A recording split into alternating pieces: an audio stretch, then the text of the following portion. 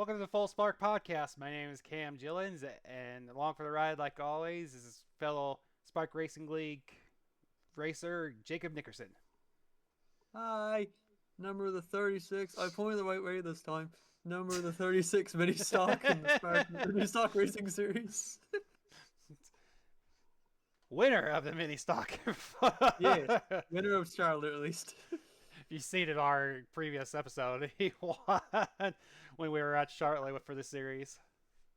But Then I somehow managed that one, but I keep telling him that was, from my perspective, that was all skill. Going from yeah, starting from the pole and going all the way to the back and coming back two or three times. Yeah, that's pretty much skill, bud. yeah, I'm all right at the draft tracks and nowhere else. I want to be, but I'm never. I'm never. I always get mixed up in other people's problems.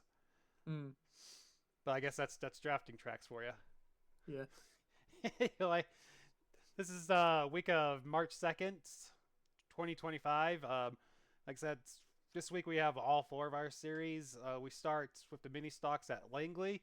Then we move on to overseas at Alton Park in Britain. And then we come back with the Xfinity series at the Charlotte. So it's this week it was kind of interesting because, like I said, being that we're at Langley, is just pretty much classic beating, banging, trying to hold a brake in the corner, which was a little bit different when I was testing the car out instead of something like the late model stocks where you kind of just gently get into the brakes and just kind of wait until the car takes a set and then take it instead of dragging the actual brake until the middle of the corner. yeah. Going from Charlotte to Langley, which is like a third of the length in flat.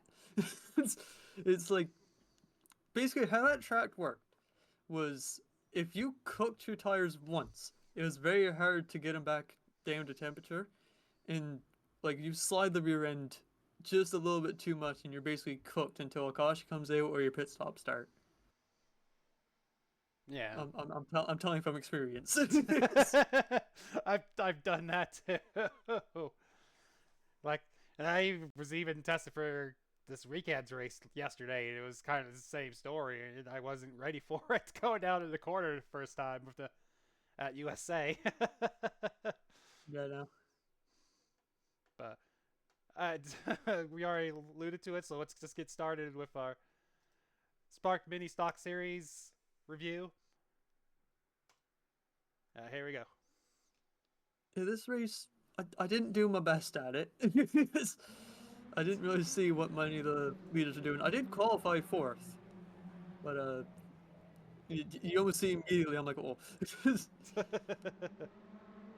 But the So rest of these four is just they know what they're doing. They got this track figured out or something. And there's your classic door banging on Langley from Ryan Phillips into Justin. as Jake Maki in the 13 gets out to the leads right off the bat from the pole. As that first corner, we pretty much just saw exactly what we just described. People weren't really ready for going into the corners and got hard on the brakes, and we saw a couple door banging moments. And the way Langley is, the whole track's fair game. You can go pretty well on the grass if you wanted to. Just not under brakes, because that's gonna loosen you up, and you see you kind of get on the marbles right there. Yeah. I was being pressured by Jacob Phillips and I was getting a bit nervous. So So I was basically just trying to follow the 89 car of Alex Dugas. And then you see Peter sneaking on by Jacob Phillips. it's like we were on board with there, Jacob Phillips. And also Steve decided he wanted to take a piece of the track home with him, so he took the caution cone. I don't know if the track ever got that back, but I don't think they did. It's still in the car to this day. to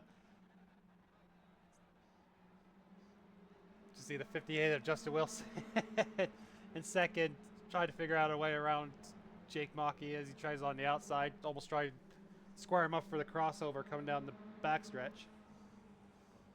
He's trying everything he can. He's trying to get a good arc in the corner. He's giving a little bit of a push coming out of the corner. He's just trying to figure out a way to get around this 13 car. See there, you kind of have to. You can see the actually momentum change as you try to gently make sure you don't get in the back of him with how much brake you have to put into it. Yeah. No, it's basically like whoever's bravest on the brakes is going to make the pass for Langley, and then also whoever's bravest to get closest to the grass as well. Mm-hmm. It is interesting how this race paired out because for a little bit there, you had a bit of like pairs of two going at it. You had Justin Mockey, you had Ryan Phillips and Benson Weaver, you had me and Alex, Peter and Jacob Phillips. Like it was like basically a bunch of 1v1 battles at the track. Mm-hmm. And it looks like it was about, other from the front couple, it was almost like a rubber band as we see you and Alex battle out. I think it was like, Newcomer to the series. yeah, for 7th and 8th right here. Now he's got Team Jaws slapped on the side of his car, so he's technically my teammate, but we weren't racing each other like we were teammates.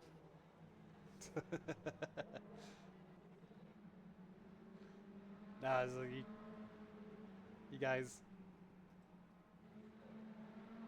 were racing pretty hard for pretty much majority of this race. Yeah. So he'd get me in one segment, I'd get him in the next. It was just we were good in different areas, and that made for a very interesting battle. Mm-hmm. Where I can kind of sneak by the inside of him. Pretty well, completely on the apron. Yeah. As you have, yeah. Do you see how Justin Wilson got the leads, get underneath 69 of Larry Pauling?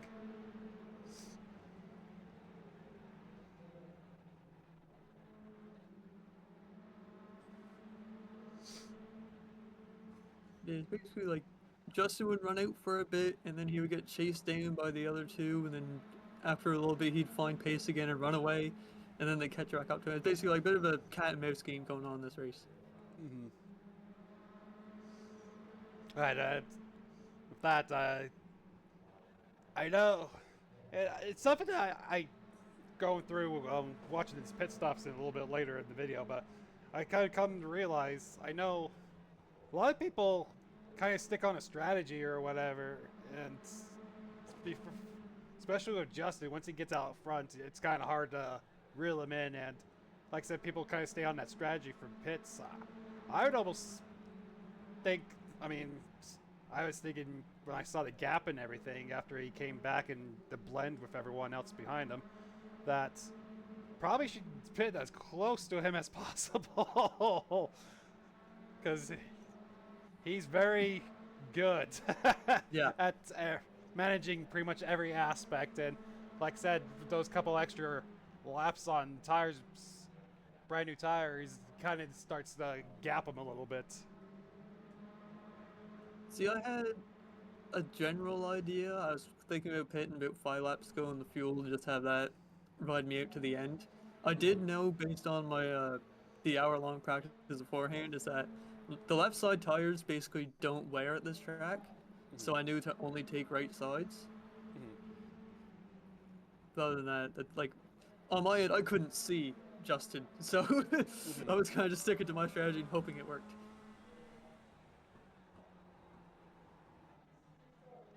As you see, the 31 of Jacob Phillips and 91 of Peter Stewart battling out for 5th. My last week's drafting partner fighting off another Jacob. Then we had the 27 of Ryan Phillips and the 1 of Benson Weaver catching 13 of Jake Mockey for 2nd.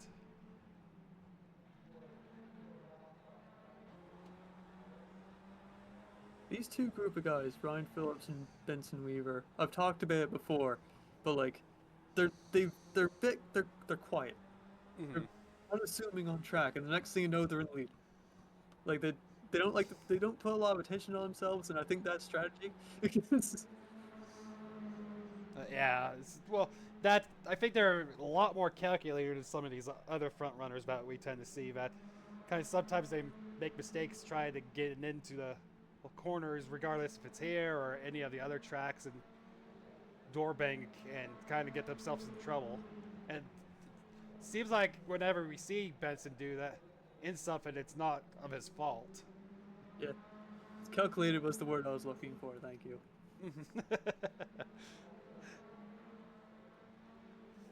And to just sit here. I like to think they're studying Maki right now, trying to find where they can pass him. Uh-huh. I mean, that's pretty much it. I'm pretty sure. I mean, you can see them kind of lay back a little bit. Like I said, I think this was before pit stops and everything, so I'm sure Maki burned his tires up a little bit, trying to keep pace with Justin. Yeah, a lot of us were starting to struggle around this point. I was getting a bit sketchy out there, and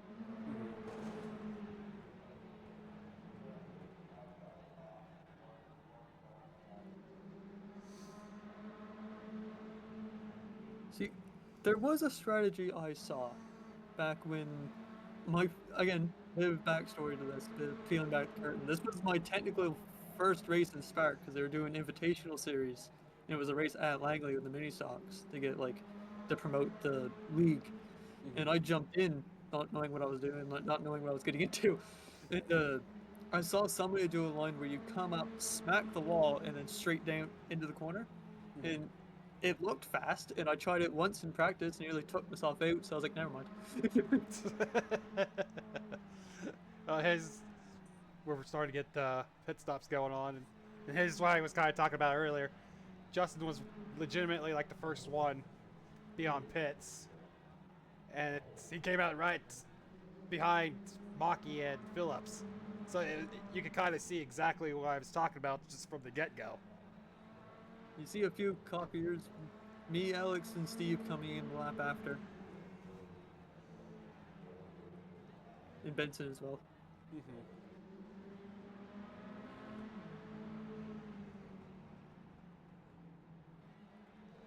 I'm sure Larry just coming out of pits. Larry coming out of pits, looking behind his mirror, not knowing what the hell's going on. He's like, I don't know where to go. and I'm sure that's what all Justin's speaking here is just kind of wait because they still have to pit. There's no need to actually really press anything, even though he's got the fresher tires. I mean, obviously, right? You see right there where when you're coming in, or miss pits, whatever happened there. Basically, what happened there was, you know how I just described with Larry coming out of the pits and seeing the leaders behind him and not being able to go up high to let him go and just being stuck there. That's what I ended up doing. I came out of the pits and I saw him coming. I was like, well, I can't cut in front of him and go high, so I'm just gonna stick to the apron until they go by. Yeah. See, and here's why. Right here's where I was talking about.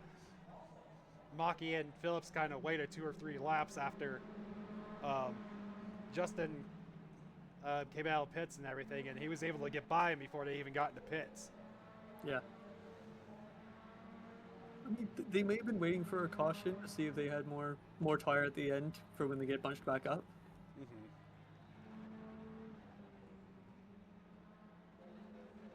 They was just on an island by himself. That's because the car on you can see on track is you at that point, but Yeah. I think I ended up being a lap down somehow. I don't understand how I got a lap down, but well, I mean, I'm pretty sure that what we saw earlier just a second ago was you going a lap down.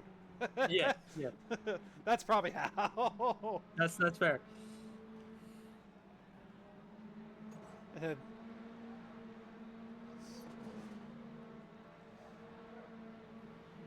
you got a bunch of crunching going on. But I don't think anybody's wrecking yet. No, I think it's pretty much what you were just talking about, where the line they were taking was just taking them straight up into the wall. It almost looked like you smack the rear end off the wall, and that gets the car angled, and then you can just surf that up to the corner. And I was not brave enough to try that.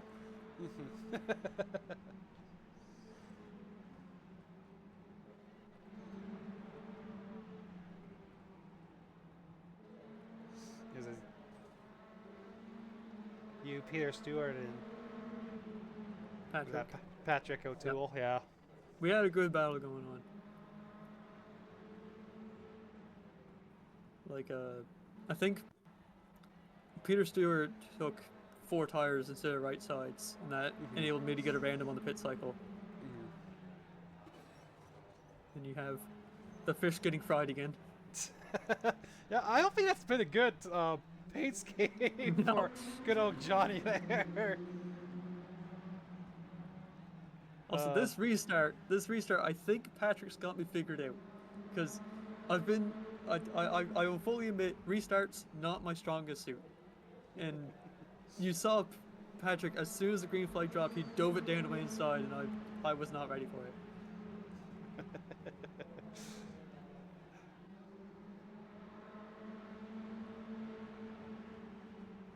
so these guys with again with Justin Wilson get out to the great lead, and these other guys coming in just right behind them.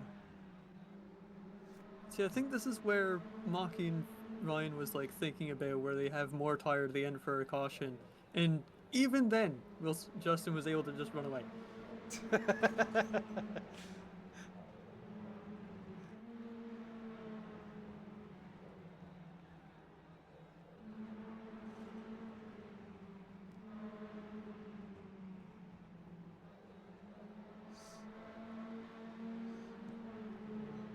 Was that? I think that was.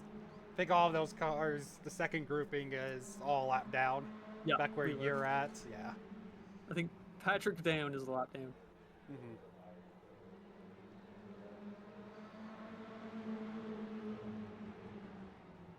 It almost looks like pack racing now. You have the lead pack and then the The the second second pack. pack generating. Well, like I said, I don't know if everyone. I don't know if you tagged a wall, if you had damage. I know, like I said, Johnny at least had some damage. I'm sure. I think we saw Patrick kind of tap the wall once or twice too. Yeah, but now I'm just bad at the track. That's fair. Lately's not one of my strong ones either, even though I've had No. somewhat okay results there. Oh, as you see, Jacob Jacob Phillips getting into Phillips. the wall there. He's trying to make an outside move on Maki and just overcooked the corner and slammed her into the wall. It seems like he's one of the ones that takes that Yeah. line that we're always talking about. Looks like that's the end of that. So your results is the 58 of Justin Wilson takes first, the 13 of Jake Mockey coming in second, the 31 of Jacob Phillips in third, the 27 of Ryan Phillips in fourth, the 1 of Benson Weaver in fifth, the 91 of Peter Stewart in sixth, 44 of Patrick O'Toole in seventh. And then I got after that you got the 89 of Alex Dugas, and in ninth place you have the 36 car of Jacob Nickerson, that one there. And then in 10th place is the 52 of Johnny Rapp. In 11th is the 60 of Steve Vest. In 12th is the 4 of Nathan Gentry. And then rounding out the field in 13th is the 69 of Larry Poling. And we got a tight points battle on our hands for the mini stocks. I think first through third is separated by, I think, 6 points. And it's Jake Mockey in first, then Jacob Phillips, and then me. And then I think it's rather Patrick or Benson behind me, like 20 points back. I said I would dare bet it's probably Benson. We'd have to take a gander, but I dare bet it's Benson. See, Benson missed, I think, 2 races now. He wasn't at Charlotte and he wasn't somewhere else. Mm-hmm. So he's been dominating, but it's been like, it's a part-time schedule, so he hasn't been able to get as high in the points as he should be, really. Mm-hmm. Yeah. All right. That's the end of our mini stocks section, and now we go on to the number one hero cards street stock series, and like they're the first ones. They joined late model stocks at Olton Park, and these ones are kind of interesting because, like I said, we kind of talked about when with Braxton last week, last episode, that these cars kind of had a little bit different than some of these higher horsepower cars. They're a little bit more tighter and then less forgiving. And like I said, I'm pretty sure that's with um, the tire that they end up using on the street stocks compared to all the others. So See, I've never driven a street stock on a right turn course, so I think I've tried it once, and I, I like I said, I dabbled a lot with the Miatas and stuff like that, but I'm not a big. I've been want to try to get better, but I'm not a big fan with all the road courses.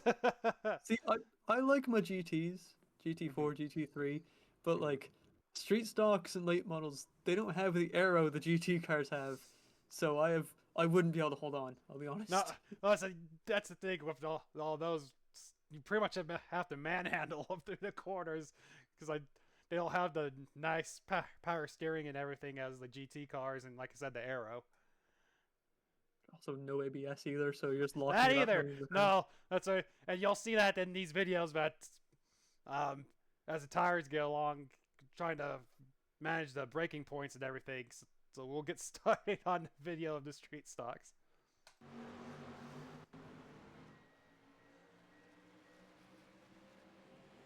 As the 8 of Braxton Deweese on the pole, the 53 of Chris French on the outside.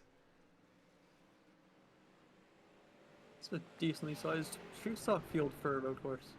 So I was thinking. These fellows are more brave than I am. I think a lot of them was trying to get experience for the late model stocks, because it seems like some of the ones up front were up front or the late model stocks portion too. Mm. You just see the cars just bouncing and coming into the corners. Like the suspension is so soft in these things that they're not glued to the track. Mm-hmm. Well, like I said, the aero is definitely. These cars probably have no aero. They're No. just pretty much stock body Camaros, Monte Carlos, Thunderbirds, whatever.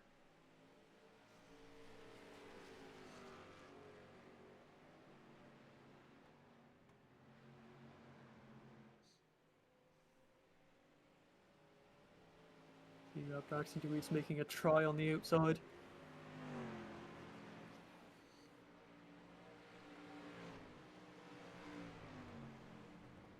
You got premium road racer Devin Jack,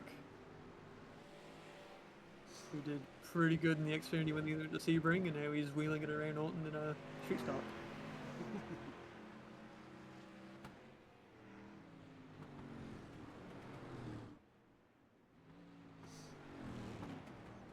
See the 6 of Dave Grajewski.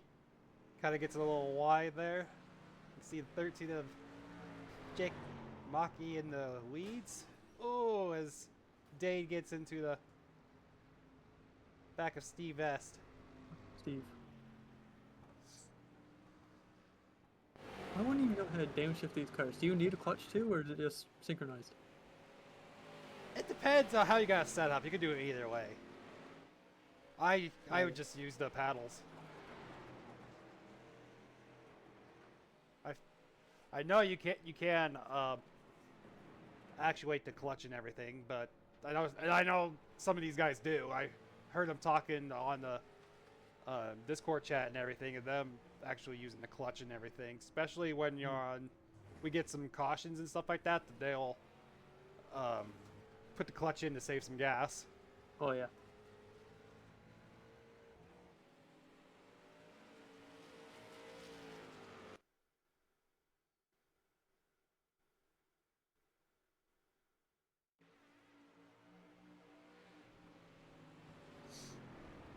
See the 6 of Dave Grajewski goes a little wide there and gets a little loose. Almost able to catch it, but not quite. Steve Vest is thinking not again. I don't want to get killed again. It's had a 53 of Chris French still out front. Getting chased down by the street stock legend of Braxton DeReese.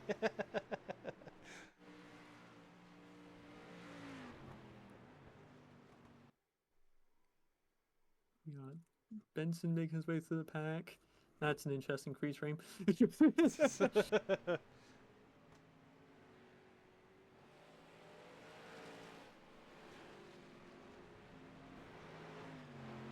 Saved it. I'm impressed. That was gone like three times right there. I was gonna call the save, they just kept going. Like, I'm not gonna say anything.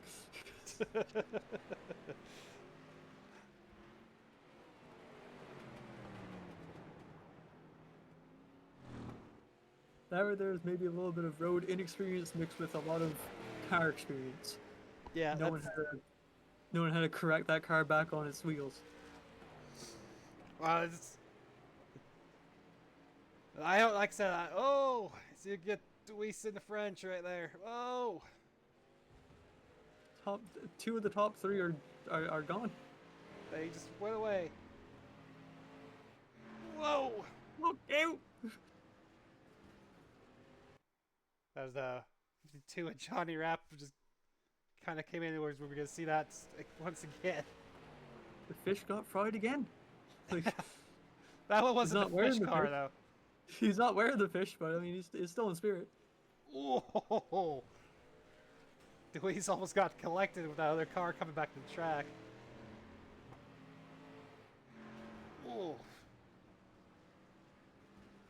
I don't know if French just didn't know Deweese was there, or Deweese did a late move that caught him off guard, or what.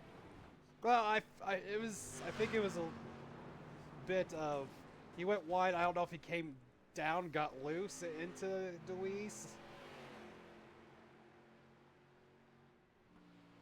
With these street stocks, it's very easy to do that. So Yes, exactly. Especially on some of these corners, you see a lot of these. You see in the background and stuff like that when we were recording this, how many guys were actually drop tires off the track and everything. So it's very easy to do. yeah, I know. Then you got the battle of Braxton Deweese, street stock legend versus road course legend Devin Jack.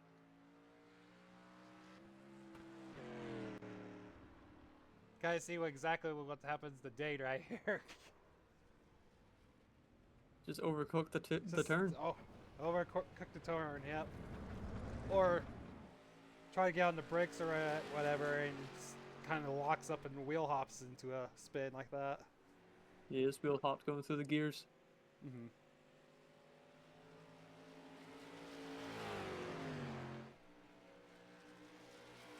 Devin Jack not letting Braxton run away with this one. He's making sure he sees him in his mirror, trying to get a bit scared.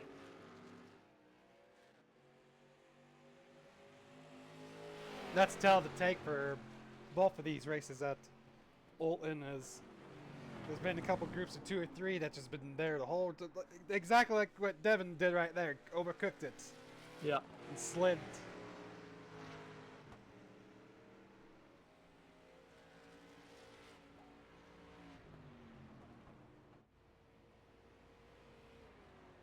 So you take a purpose-built road car.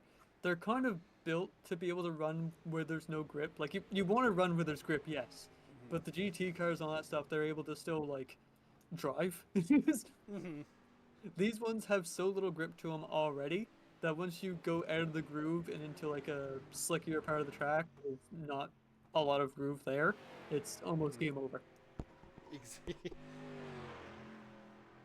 Yeah.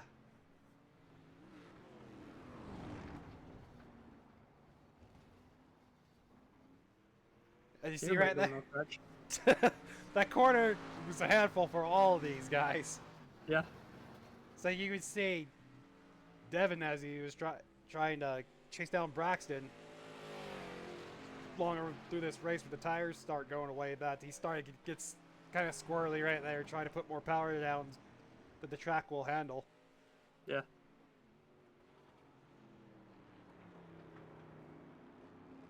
So that's the thing. The way a normal Sunday drive down this track is borderline the limit of these street stocks. So if you try to push the envelope just a little bit, it's game over. Yeah.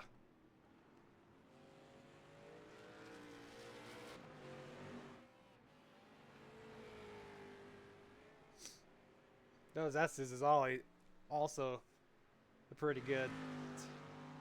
People that kind of catch a couple people off guard. Yeah.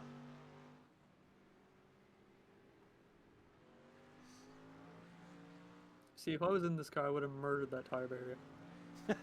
I probably would have done it once or twice too. The people in the stands would have been coming home with a free tire, coming down to their wives, being like, we only got to buy 3 winters this year. I already got 1 winter tire. We only need 3 now. Mm-hmm. Oh, see, even Braxton even kind of overcooked that corner. Yeah.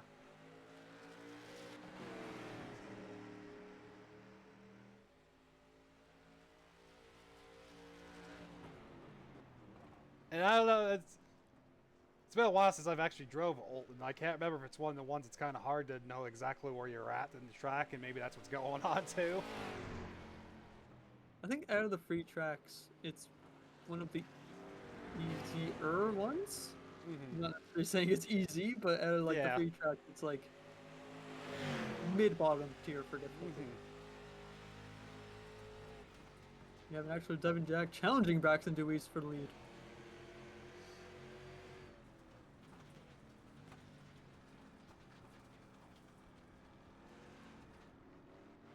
As he overcooks it. Something I kind of noticed there, I think, unless I was hearing wrong, Devin Jack was shifting going into the braking zone. And I'm pretty sure the way Braxton did it, he just kept it in the same gear and then shifted down coming out of the corner.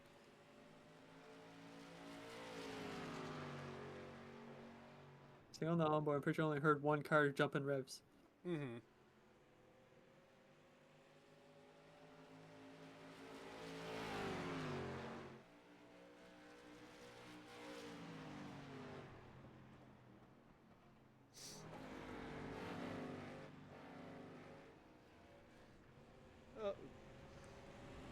Day up through the grass.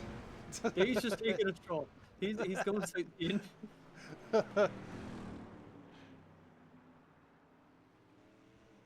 Oh,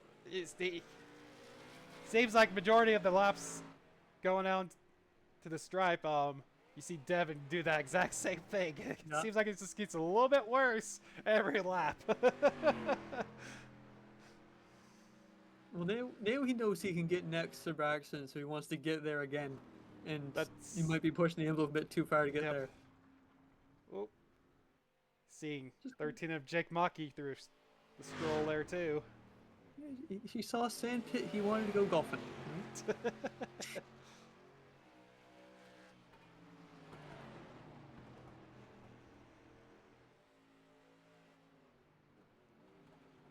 So you got Devin Jack in second place thinking, I got 1 more. And you got Braxton up front thinking, I hope that's all I got.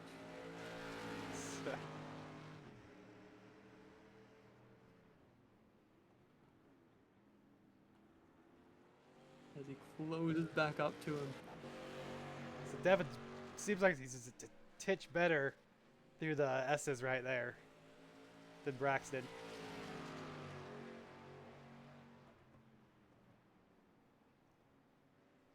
Oh, there we go again. Oh!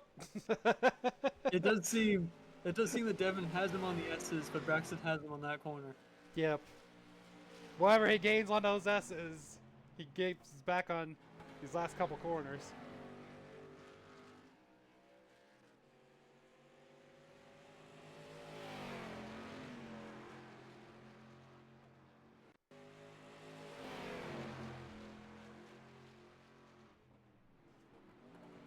See, all Devin's doing is just making him nervous. He's like, you know I'm here.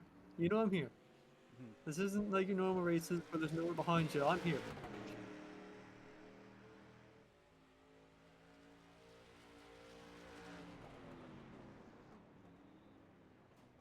Oh, yikes! And now he's really telling Braxton that he's here. Well, I think he's pretty much Hail Marying at this point. 'Cause Oh, He's trying everything he has in that little uh SS. yeah.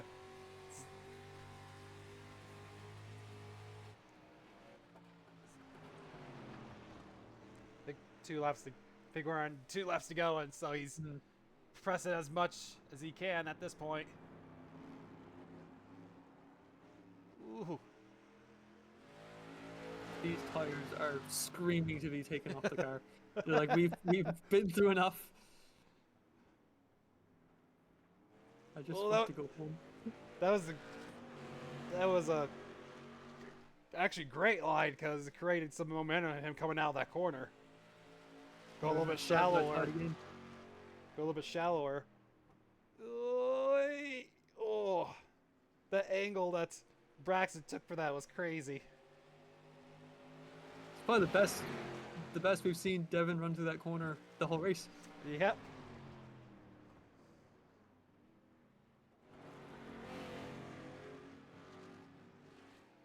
Hey, Devin shallowed it up to get the run coming down the stretch.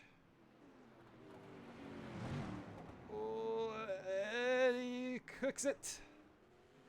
He just Yep, went into there it that part is. with a full grip. Yep. Couldn't get the power down as much as he wanted to. Yep.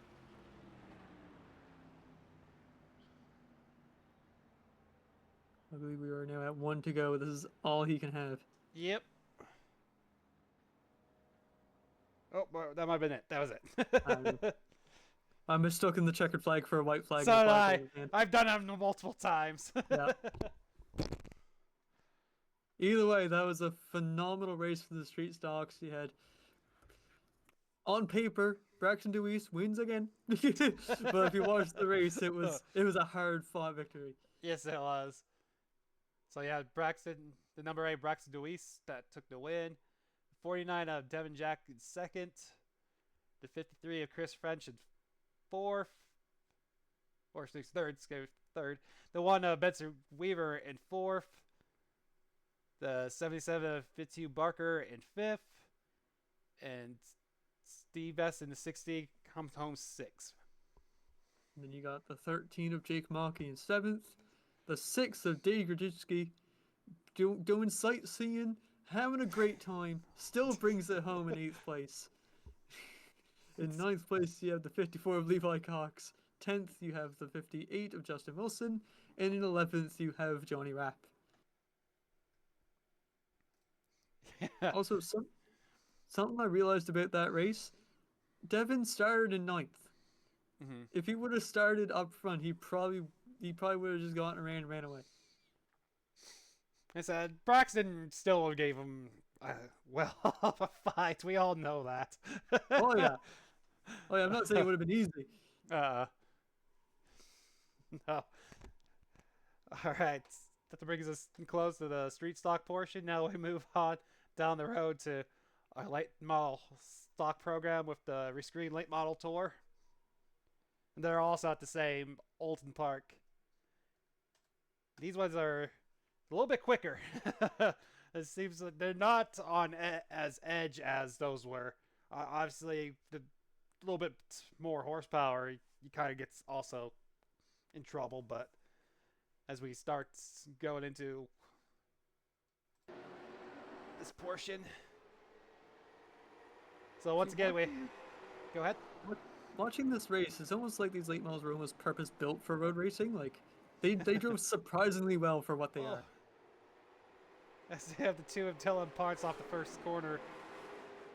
Goes for a spin as you had the 49 of Devin Jack doing what he did in street stocks, just kind of got out in front.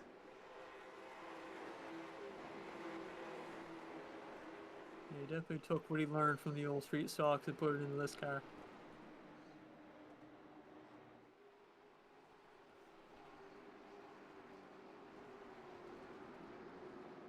As Phil got out to single file pretty quickly, so everyone could start getting rhythm down. Kyle Turzak is trying his hardest to make that not a thing.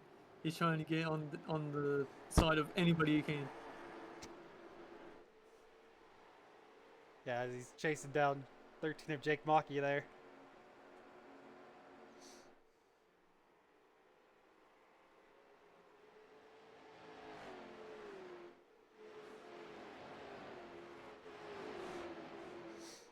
Because yeah, the battle between Maki and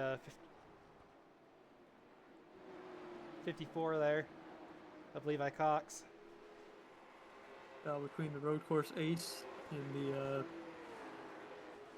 second, third place in points, Levi Cox. Is that him and 15 of Kyle Terzak through this whole race was pretty much close.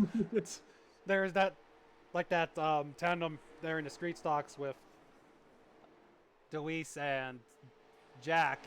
There, this race is that.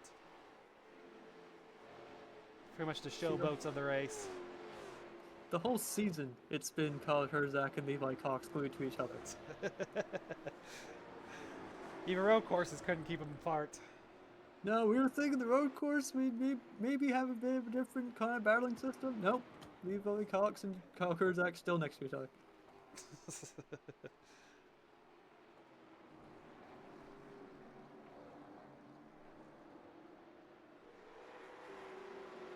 That was Levi going a bit wide, giving up the position to Benson.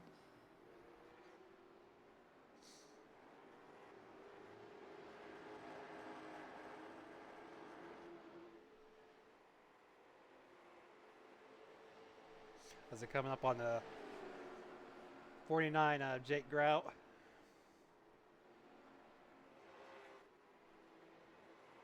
What I like to call the battle act.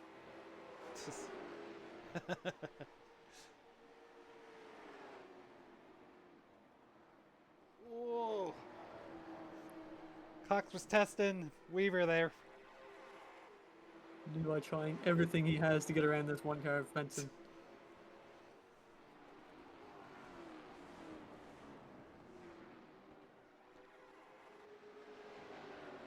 Terzak finally get up the Grout, try to outbreak him going down in first corner. Wasn't able to do it. Grout absolutely sent that thing in. Don't know how that thing stuck.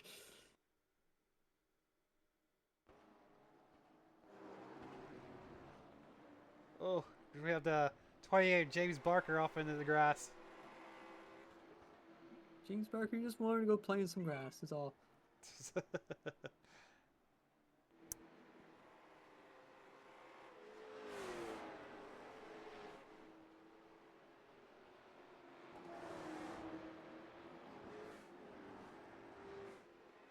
This battle between Terzak and I believe Grout. Grout, yeah. They're still going on.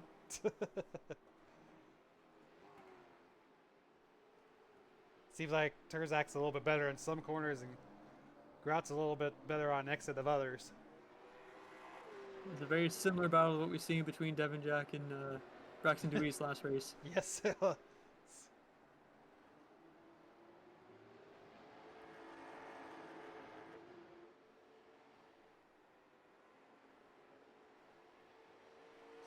One lap up. Looks like Grout gets up a little bit, and then the next. Oh, as he goes wide there in the grass, it's going to bring Terzak right back up to the back of him. He tried running away, but he ran into a slippy slide, so that just brought him back. Yep. Oh, it looks like it got a little tight right there as well.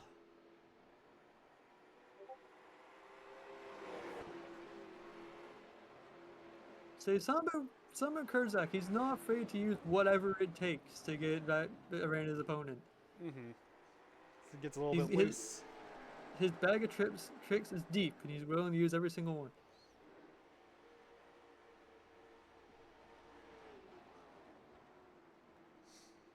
We got 13 of Jake Maki on, closing in on the one of Benson Weaver. The mini stock rivalry carrying on into the late models. Oh, Maki sends it. Whoa. Absolutely sent. And it's stuck. No carrier pigeon needed there.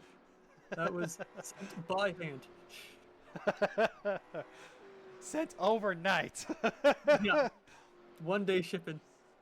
As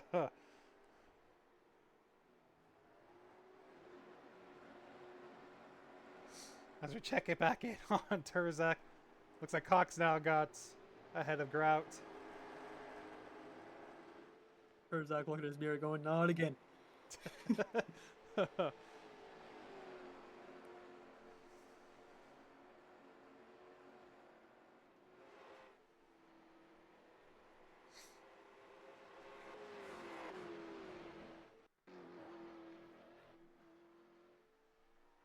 2 of Ponce that we saw earlier, having Ooh. the beginning, a mishap in the beginning, and just the air got under him. Like, the way that downhill works, you lose downforce, and I don't know if that car was ready for that, and you just went around. Thought it took a little too quick and tires weren't able to grip up. Yeah. Ooh, as we got that battle between Turzak and Cox once more.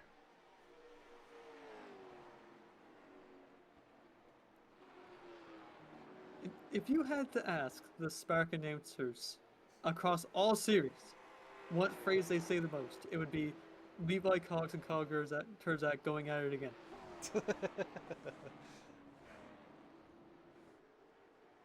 Sometimes it gets a little bit argy-bargy.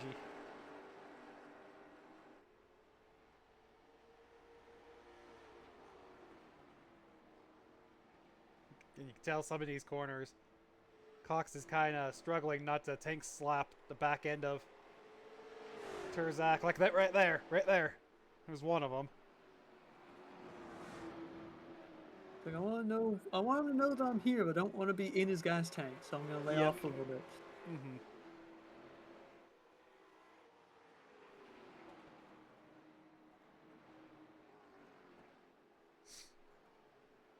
He's got to take it wide, almost try to sweep, get underneath him under this hairpin. He's Didn't trying quite, every idea he can find.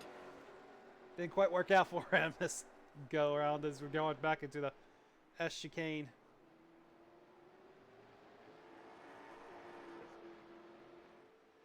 By this point of the race, all these cars would be strung out. This is the closest battle we've had on track, so.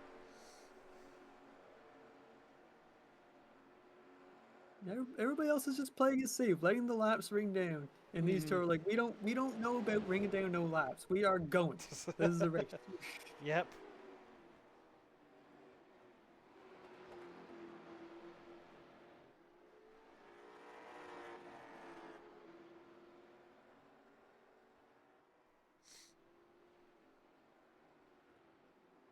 I'm still waiting for somebody to knock down that tire barrier. Just so I could be vindicated that wouldn't just be me.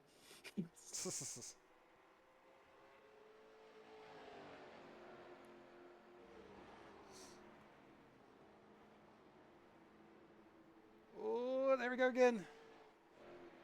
You are just on him. Oh, Turzak almost kind of squeezed him into the grass there. He's grabbing into that deep bag of tricks and he's just finding anything that will hold off Levi. Pretty much.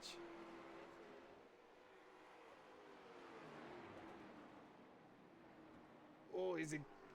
Kind of goes wide. It's going to bring Levi right back to him.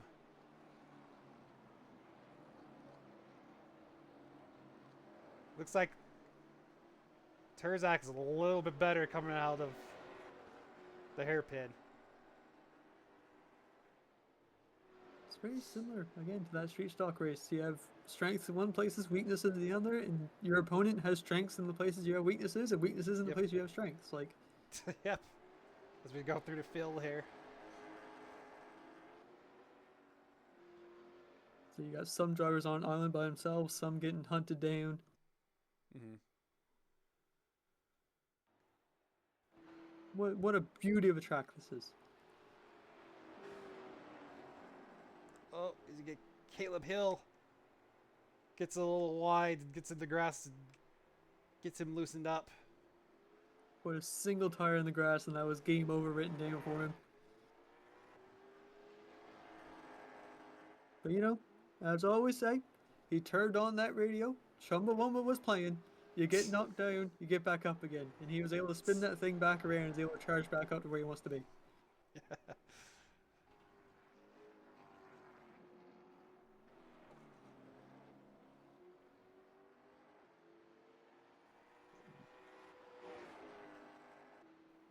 He can a bit wiggly out of that corner. Mm-hmm.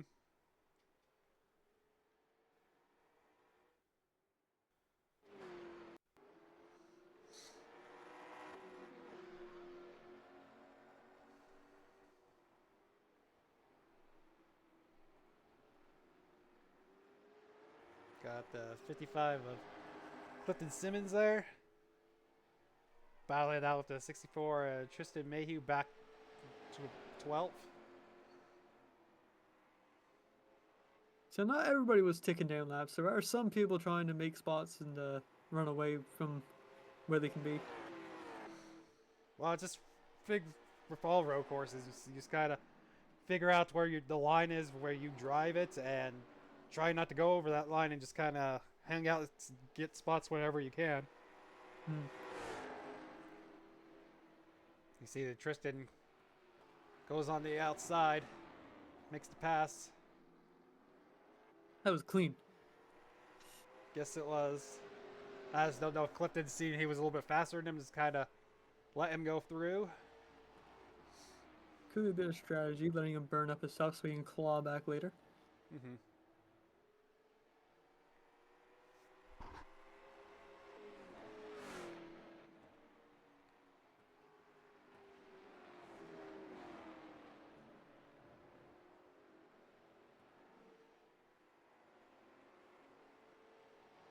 He's watching Mayhew disappear in the foreground and thinking, I'll see you again.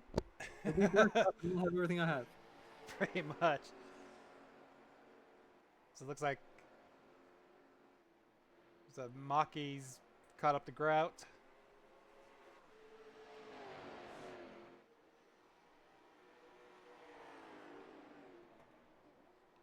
Well, he just silently... He's taking the Benson Weaver approach to this race. He's just silently moving through the field. Yes, I know they do the big fast racing boys. They do quite a bit road coursing, so it's really not a big shocker there. No.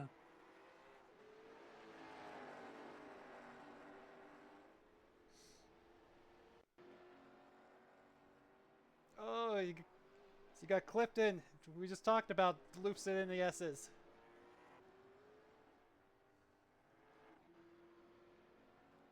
All that strategy of letting... Can't remember his name. 64 go. And he's like, I'll see you again. The next thing you know, he's sideways on the S's. Mayhew, Yep. yes. Oh, looks like Grout got a little tight coming out of the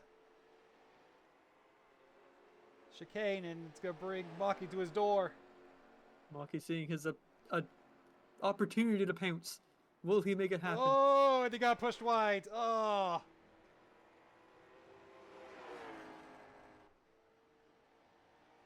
Got pushed wide, and I'm gonna go take a look at that again.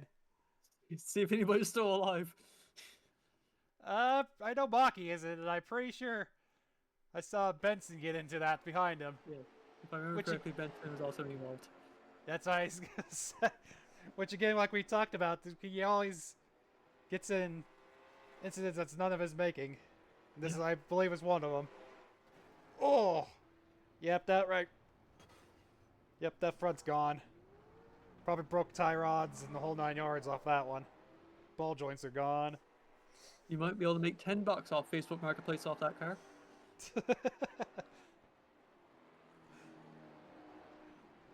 Might be able to peel off a sticker that might be somewhat clean to be able to sell it as vintage. Yeah.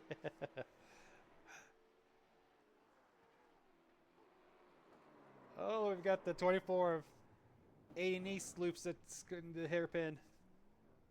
At this point, the grip is dying off. There's marbles everywhere. There's no grip to be had for anybody.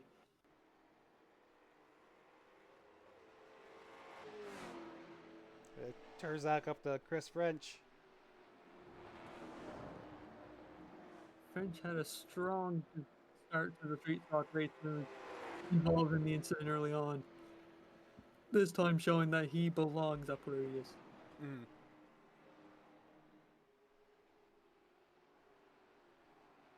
Well, that was a defensive line if I've ever seen one right there.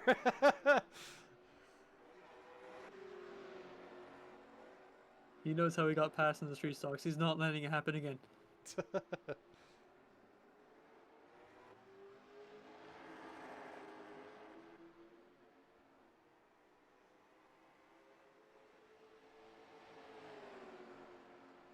Terzak making a peek. Oh, Oh, they touch. just a reminder that he's there. Levi looking on in the background. Case up and just lingering, just make sure, keep those guys honest. Wrench goes off the track a little Ooh, bit. Terzak goes through. It looks like Levi's also got to go through. The amount of times we've seen these late models go on the dirt, rather it be this track, last track, or throughout the entire season, I claim we should have a dirt race. Well, I was gonna say, especially this race, it probably would, if there was a way to do it, to have like a counter for like when you're at Darlington with the Darlington stripe, how many wheels get drops off the racetrack. Been quite a big count. We'll just send out the intern to count the tire marks on the grass and go from there. Oh, five of Robert Bros gets a little tight in the hairpin and takes it out to the tires. So I'd go dirt tracking for a little bit, but he's able to keep it underneath them for Oh, the most part. that now made his left front look like a modified. Well, yeah. It'll be the first time we've seen a late model not looking like a late model in the season.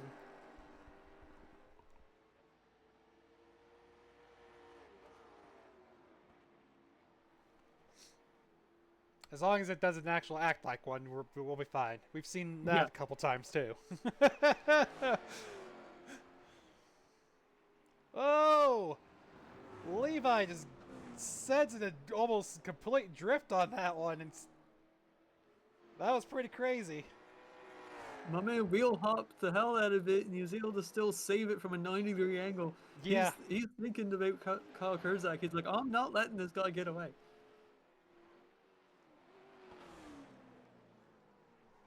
Oh, looks like 27 Ryan Phillips gets out in the weeds.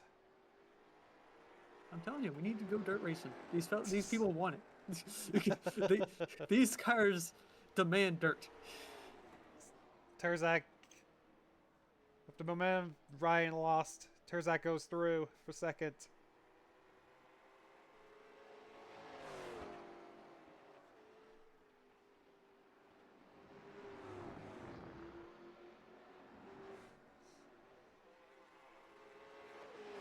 Ryan Phillips trying to get that position back for him, but it's just he's trying to think. It's like this guy's got a large bag of tricks.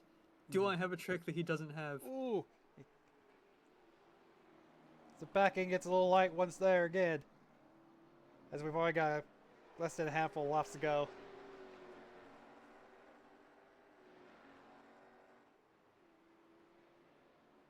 Between the bodies of the drivers, the tires on the car, and the dirt on the field, they're all screaming, this is too much. I've been through too much abuse."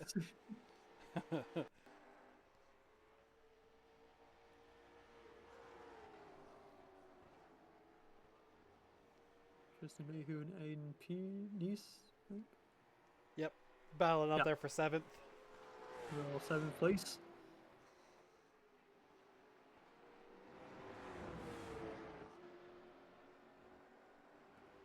And he's getting a little bit wiggly, but he's able to keep a hold of it. He's trying to think how to get around this 64 Mayhew.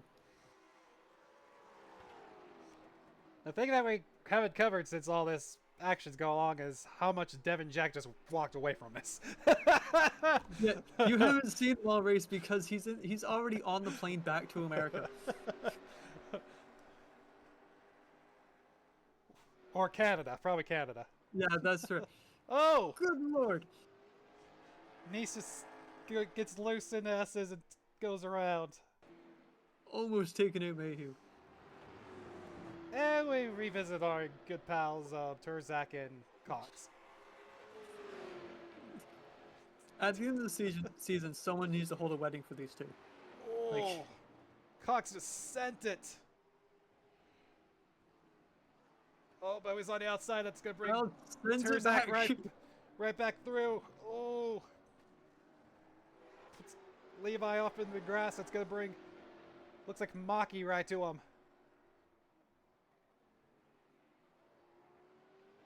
Yeah, during this clip, if you see a plane taking off in the background, that's Devin Jack. He's already finished his race. He's going home. Yeah, about this time, I think we're gonna come to the white flag this time. Yeah, probably. Probably.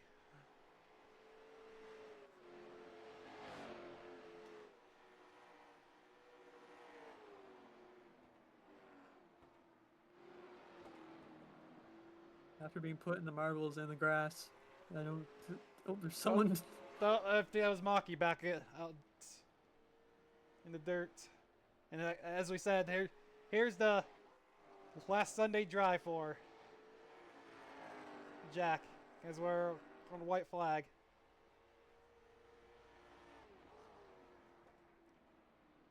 Keep an eye on Terzak and Cox to see if Cox can get back up to him. Looks like at this point, it's all Jack and Terzak for 1 and 2. Oh, looks like a Mayhew. Mayhew just looped it coming out of the hairpin. He saw Devin Jack behind him. He thought, "You haven't had an exciting race. I want to get your heart rate up a little bit." And he's like, "Oh, You had it too easy." yeah." It's like, "I don't want to wreck you. I just want to get your heart rate up a little bit, just to get you excited."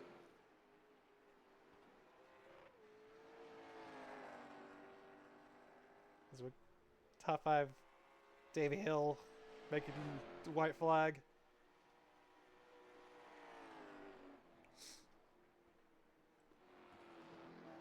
For the last couple corners for Devin. Devin Jack, he just needs to. He could probably run out of gas now and still be able to limp it home first. How much, especially off that elevation, probably. Yeah. Yep, definitely could have. Yep. As we finally get him across the line. Here comes Terzak. Oh, gets a little loose. Oh, looks like Mayhew also looped it once again. Oh! Terzak had to make it interesting for Cox right there. Getting a little loose coming across the line. You just wanted to raise Levi's heart rate just a little bit. All right. So we got the results for that. So as we say, the 49 of Devin Jack takes home the win. The number 15 of Kyle Terzak takes home second. The 54 of Levi Cox takes home third. 53 Chris French is in fourth. The 43 of David Hill rounds out the top 5. Then you have the 5 of Robert Brobst. And he comes home 6. 24 of Aiden Neese comes home in 7th, a lap down. 64 of Tristan Mayhew after a couple of loops, bring it home 8th. 38 of, or 55 on track, but 38 in our scoring. Clifton Simmons brings it home 9th. 48 of William Cameron brings it home 10th. The 27 Ryan Phillips falls all the way back in the closing laps to 11th. And number 2 of Dylan Potson brings home 12th. Tom Licker with a strong showing for that 99 car in 13th. And you got in 14th, you got the 13 Jake Maki, who was running up front for the vast majority of that race and just got just unfortunate circumstances. And his teammate in the number 1 of Benson Weaver got 15th, also getting involved in the same incident, so it makes sense they're next to each other. And 049 of Jake Grout in 16th, the 17th of 01 of Caleb Hill, 18th of Lane Nickley. In 19th, you got the 88 of James Danforth, who I've talked to him before. He's not a road course guy. He's looking forward to when the ovals come back. He's gonna be back in tip-top shape. And I believe that is the 28 of James Barker in 20th. And in 21st, that is the 6th of Dave Jadowski. And 22nd is the 44 of Patrick O'Toole. And in 23rd is the 8 of Garrett Lane. All right. That brings us home for the late model section of this race. Closing thoughts on that one. I mean, like we were saying through the whole race, it's those cars. They're a little bit handful as the fuel load gets a little loose on it, and the tires also get a little bit loose on them. They're definitely more, I want to say built because they're not, but they're more built for road coursing than the street stocks are, but they're far, far from road cars. Mm-hmm. All right, and that brings us up to our last race of this week's episode, and that is our Pocket Crew Chief Winter Series Xfinity Cars Series. We'll get on board with that. And you have the 28 of Chris Smith that takes the pole. On the outside is the 58 of Justin Wilson.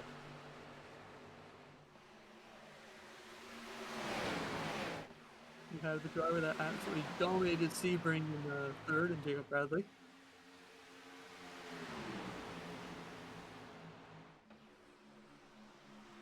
This is the classic race at Charlotte. Getting a little bit of draft, especially with these cars. Just try and set cars up. Sometimes we get 3 wide. Get the push out inside of whoever comes up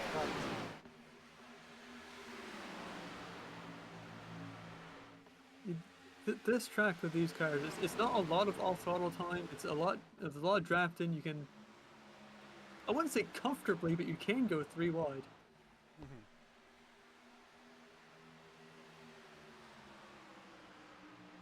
You just have Jacob Bradley wasting no time getting up front, trying to take the position. Yeah.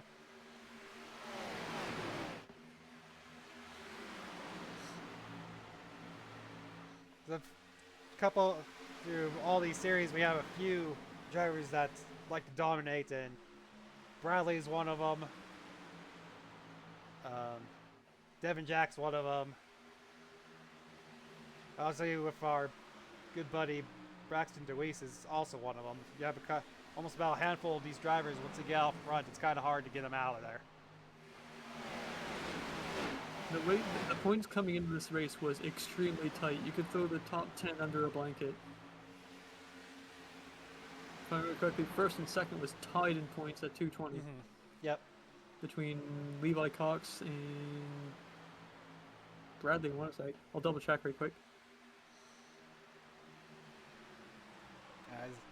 So you see through this, with all of them right up there towards the front, if something happens, it's probably gonna collect a couple of those front runners. Yeah, the point standings was Levi and Jacob Bradley being tied at 220, and then Braxton DeWeese right behind him at 218. So those three drivers had a lot on their mind coming into this race.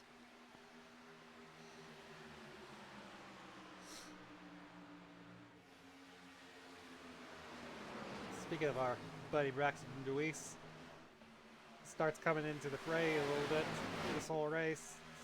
Almost kind of the antagonist of this race, as he is the majority of everyone he enters.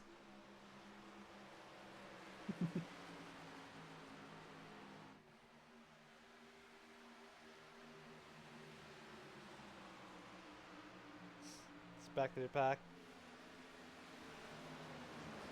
Kind of getting strung out, kind of one lane. That's start drifting off to a couple different lanes once the tires starts going away.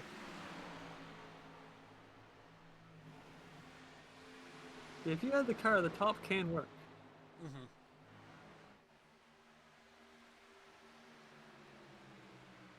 You see Braxton gets out the second, with Bradley still leading.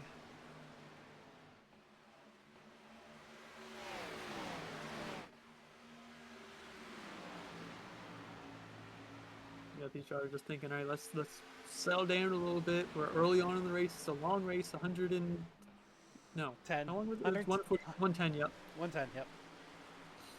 110 laps. You don't want to wreck it on lap 10, so they figured that it's early on in the race. Let's just calm down a little bit. Mm-hmm. Let's ride it a little bit. quite a bit of give and take.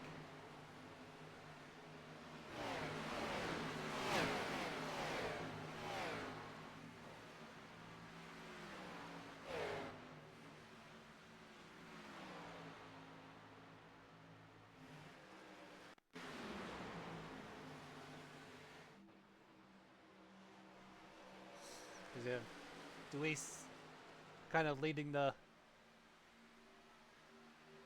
off-running field right there. Leading the charge. Mm-hmm. The 20 of Chris Smith and Wilson kind of fell back a little bit from starting up front. See, he's leading the charge, but there's a lot of people behind him that don't want him leading. Yeah.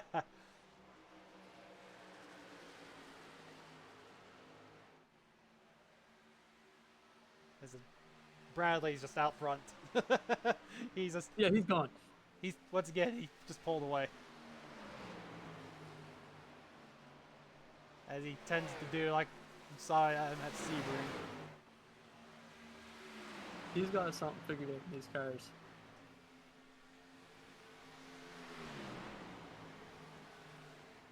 And as you can see, the top lane with Deweese on the top lane there. The top lane is definitely hanging out still. It isn't just like a one-lane racetrack at the Charlotte. Yeah, you're now getting to the point of the race where that second line will come in, where the drivers that like to ride it a little bit will actually carry some momentum going down the front chute and the backstretch. It's a bit easier on the old tires because you're not stretching it all the way down to the bottom of the track. Mm-hmm. You might give up a little bit on entry going high, but you'll gain it back on the exits with the momentum. It's like a game of tug of war with like 600 horsepower. Mm-hmm.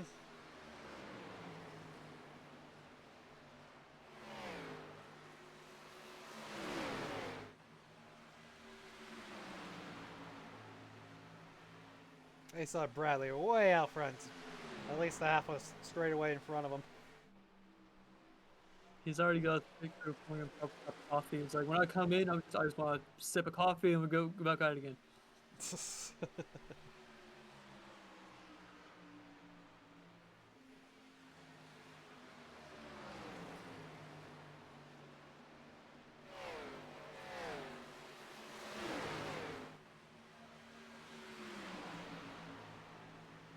He got flipped a little bit.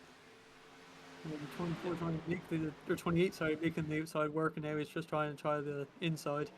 Mm-hmm.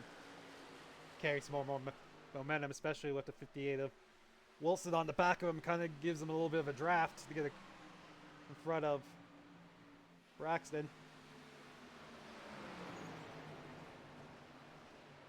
The lap car definitely helping out the cause, having Braxton have less space to go. Mm-hmm. As we do the crossover, Braxton going on the inside of Smith.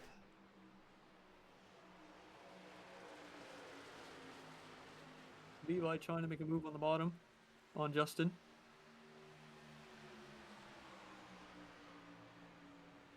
Bringing the three of Charles Wembley into the fray with him.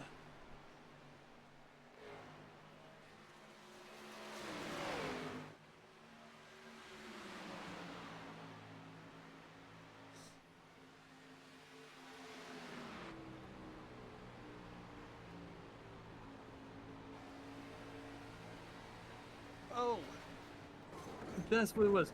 This was Deweese's pit strategy. He was spamming pitting in. I guess people still weren't like ready for it. Yeah, I heard that he was on the chat and everything, but for whatever reason, no one was ready for it.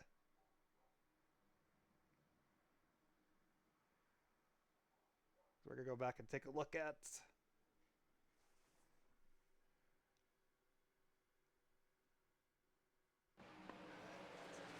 So he's slowed down and brought up right at Cox and just pretty much shunted him up into the outside of Justin Wilson, and Wilson come back through the track and gets clobbered. Wilson pretty well went to the moon there. Yep. That was pretty much the end of his night.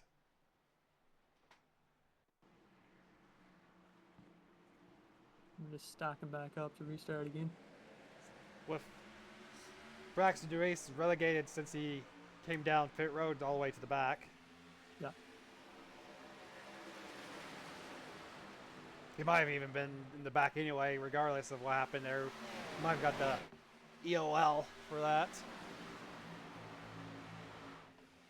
I think by the time the caution came out, the majority was past pit lane, so.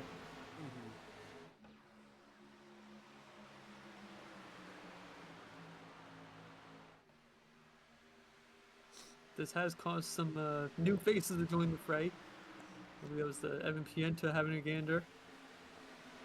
Then, Chris Finch we're looking at. then right behind them is good old Johnny Rapp.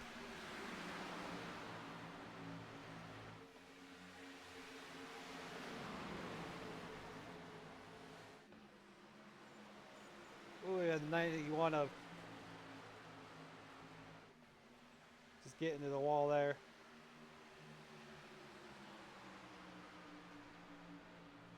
Everybody's trying to do the wall ride technique, and it doesn't work here. Only Martinsville. I've seen it work here if you get it right.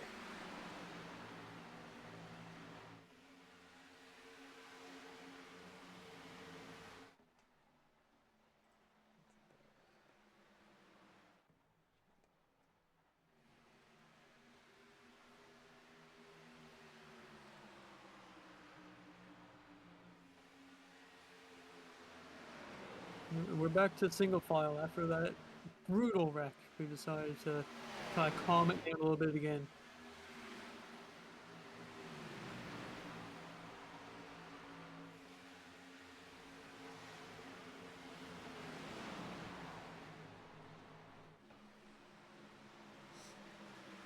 Back further, got 13 of Jake Mockey, and once again, with his buddy Benson Weaver. These two they're glued to each other at this point. They always seem to be glued to each other.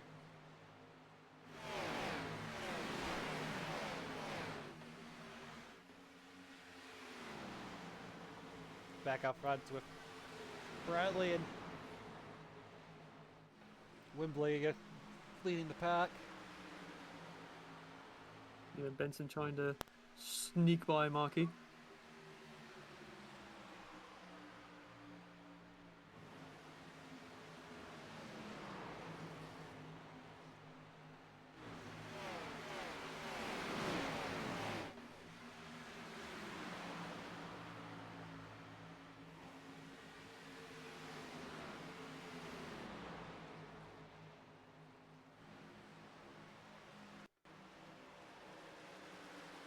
We've got the Weiss that's caught back up to about mid-pack.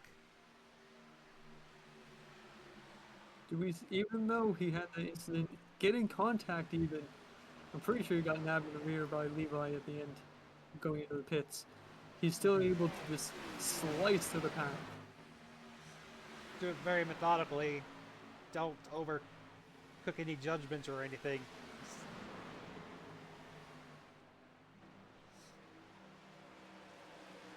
I think this is about back to about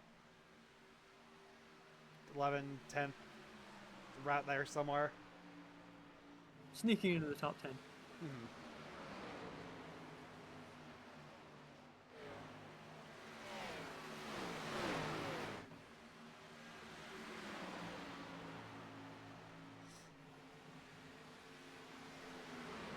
Maki's trying to get on the outside of the 11 of Brian Brobst.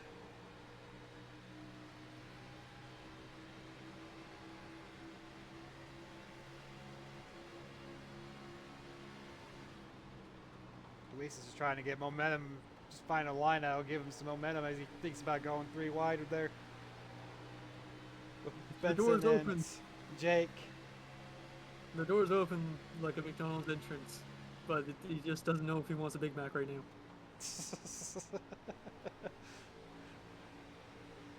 Yeah, he thought better of it. Now he's got the momentum. take it on the inside of Maki. They figured it'd be better to have it one on each instead of all at once. Yep. Probably save some tire that way too. Hmm.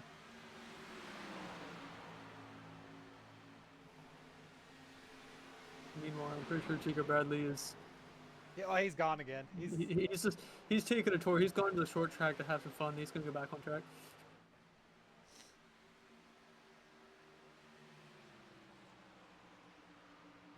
Pretty sure he's about down to North Wilkesboro by now.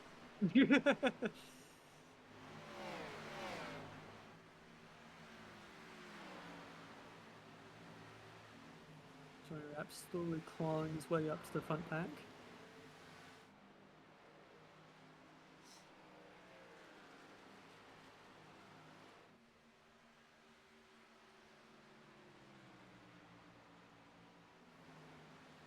Looks like 91 of Rye Jones just kind of sat was about 56th position after tapping the wall.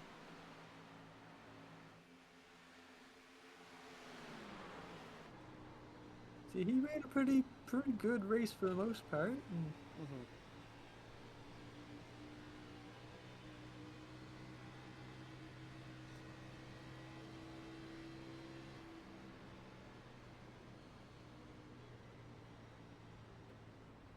As we get the caution, it looks like.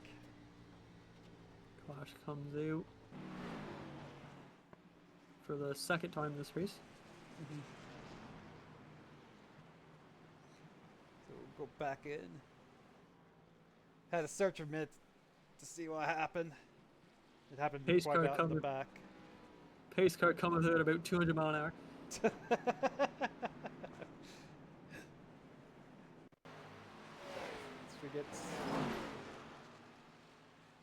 Looks like it was the 5 of Robert Brobst and the 80 of Robert Liddell.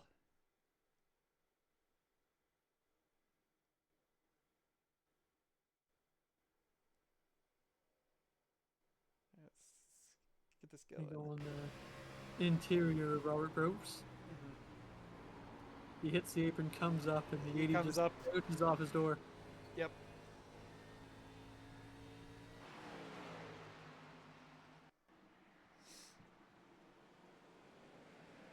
This is where it gets a little interesting off of this one. Yeah. I always say there's probably about 25 different ideas, and Chris French and Johnny Rapp had the same idea. And it was just to come in. I don't think they took tires. They didn't come in. They stayed out. They stayed out, yeah. They stayed out, see what they can do. Whoa! Johnny Rapp gets a bit swallowed. Yikes.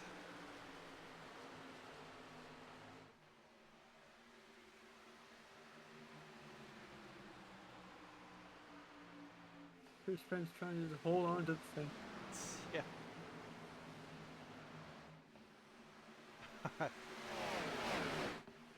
Looks like as we're watching this, we have a special guest that's joining us. I don't know how long he's been waiting for us. He's gonna come in. He's gonna come in after the results. Is he? Okay.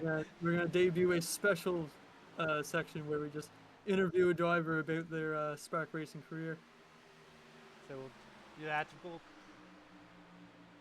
We've got the 13 of Jake Maki. You've heard us talk to him a couple times tonight. So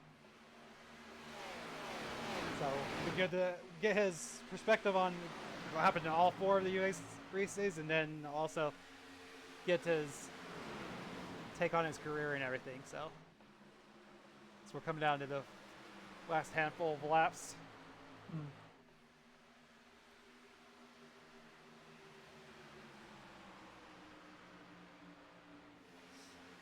As Deweese is still popping up and everything.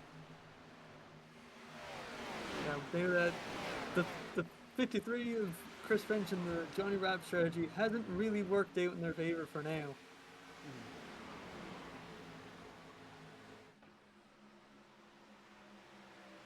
They had a certain idea going, and the racing guys decided, nah.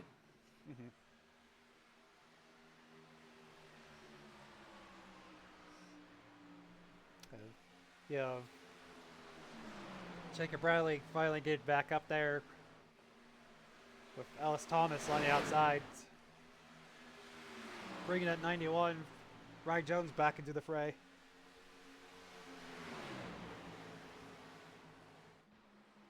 Yeah, those two staying out, there's definitely caused a bit of a shuffle going on. Mm-hmm.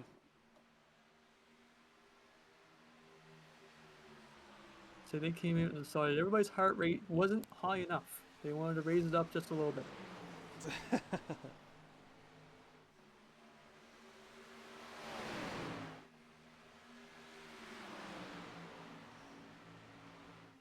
Oh, we thought about three wide action up for second right there. Between the pocket crew chief teammates and Ryan Jones.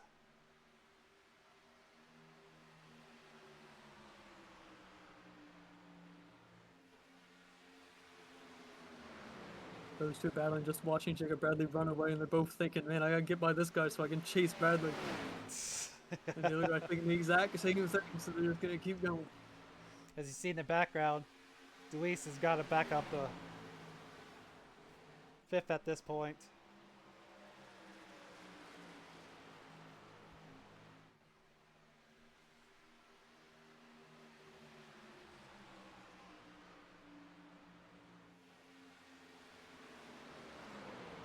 You just think about those points. Deweese is like, if I just stay here, realistically, I get a good jump. Mm-hmm. But he doesn't want to stay there. As these front runners might get into it a little bit, the way they're racing.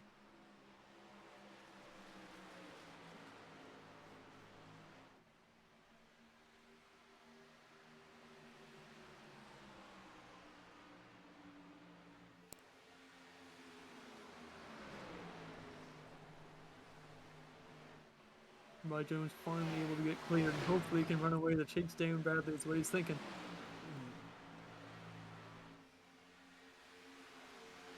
Deweese is just gently closing in on him.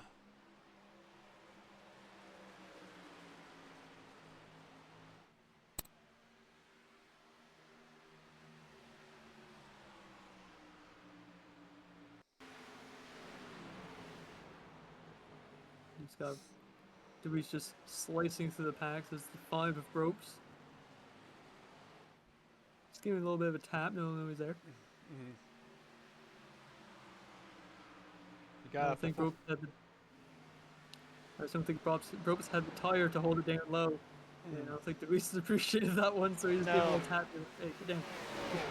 Yeah, he was up to fourth at that point, and then since he lost her momentum with Robert, he kind of dropped a couple spots.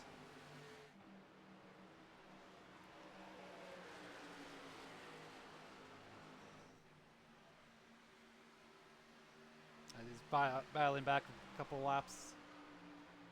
Go, trying to get back up to where he was. At that point, he got to where he was about second and a half behind the leaders. You got a bit of bump and running going on at a speedway behind him.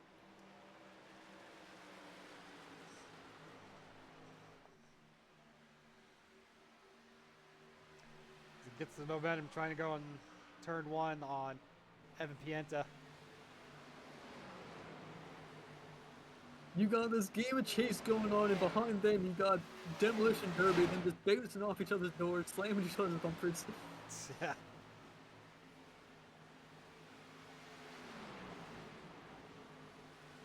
Starts going out high to see if he can get some momentum coming down the front stretch.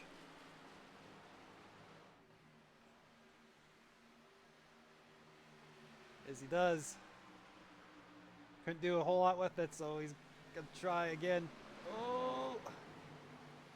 Pienta just not giving an inch. Nope. Kind of cut him off a little bit right there.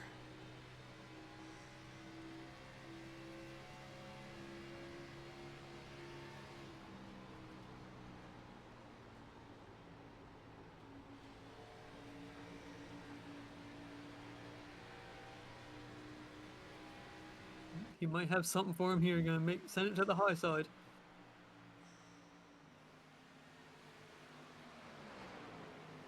At this point, Finn just thinking, my defense is done. I just gotta hold on. As he got enough momentum to center the corner, but he got the run to come out the back. Kansas couldn't do anything with it. He's gonna give it one last try.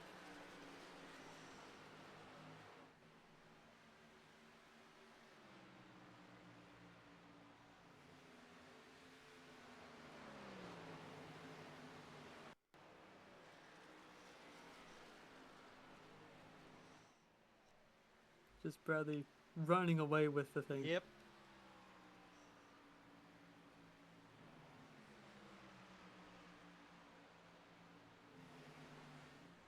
Look how the white flag is going. Bradley's running away with it.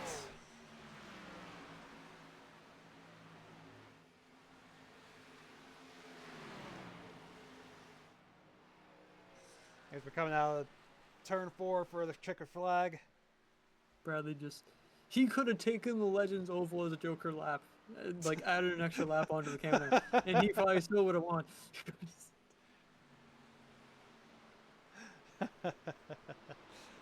Looks like Dweese got all the way up to 4th on that one. As we go down to the results. So like I said, the Jacob Bradley in the 50 takes home the win, followed by the 28 of Chris Smith in 2nd, the 91 of Rye Jones in 3rd, Braxton Deweese in 4th, 3 of Charles Wembley. He was in 5th.